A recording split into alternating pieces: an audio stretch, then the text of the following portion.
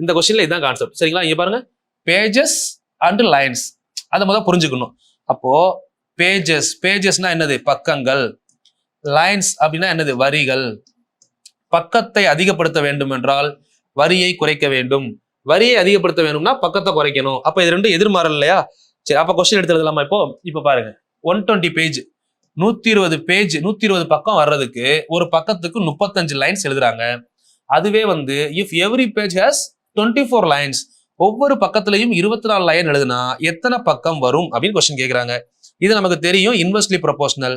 ஒன்னு கூடுனா இன்னும் ஒன்னு குறையும். அப்ப ஈக்குவல் பண்ணலாமா? பண்ணக்கூடாது.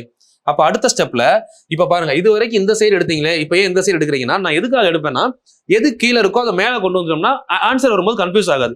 இப்போ நான் இந்த சைடை தலைகீழா மாத்திக்கிறேன். ஏன்னா இது மேல இது கீழே வச்சுக்கோங்க, என்ன எது வேணா பிரச்சனையே கிடையாது. ரெண்டும் ஒரே 6 மார்க் வந்தா கேன்சல் பண்ணலாம். இப்போ இதை கூட அந்த சைடு எழுதிக்கிறேன் நான், 35/24. இந்த சைடு அப்படியே இருக்கட்டும். இந்த சைடு இருக்குல்ல, இது தலைகீழ எழுதுனா எப்படி வரும்? x/120. இதுக்கப்புறம் கேன்சல் பண்ணுங்களேன். 24 இதை அப்படியே கேன்சல் பண்ணலாம். 4 5 24 எவ்வளோ? 120. ஏன்னா 10 24 240. அதுல பாதி தான் 120. 5 24. இப்ப இந்த 5ஐயும் 35ஐயும் பெருக்குன ஆன்சர் ஆல்மோஸ்ட் ஓவர். அப்ப x =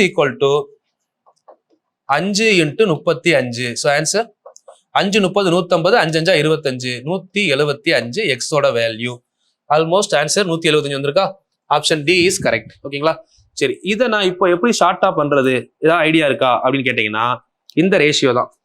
இங்க 24 35 இருக்கா?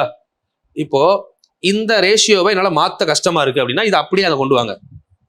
இது தலைகீழா தானே வரணும். இங்க 24 35 இருக்கு. அப்ப இங்க வரும்போது எப்படி வரணும்? 35 24 இங்க வரும்போது 24 35 தலைகீழா தானே வரும். ஏன்னா இன்வெர்ஸ்லி ப்ரொபோஷனல். 24 5ஆல பெருக்குனா எவ்வளோ? 120. அப்போ 35 5ஆல பெருக்குனா 175. முடிஞ்சது ஆன்சர். அப்படி டைரக்டாவும் பண்ண முடியும். Option D is correct. சரிங்களா? கொஞ்சம் புரிஞ்சுக்கிட்டு ஆன்சர் பண்ணுங்க, ஈஸியா இருக்கும், உங்களுக்கு யூஸ்ஃபுல்லா இருக்கும்.